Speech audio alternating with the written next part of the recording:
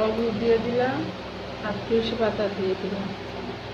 ওম শ্রীকৃষ্ণ বাসুদেবায় নমঃ, শ্রীকৃষ্ণ বাসুদেবায় নমঃ, শ্রীকৃষ্ণ বাসুদেবায় নমঃ, ওম শ্রীকৃষ্ণ বাসুদেবায় নমঃ। আর গোপালসোনা দেখো কত পরিষ্কার হয়ে গেছে। এইভাবে আমি গোপালসোনা পরিষ্কার করি। এবার আমি গোপালসোনার গাটা মুছে দিয়ে এবার ড্রেস পরিয়ে দেবো।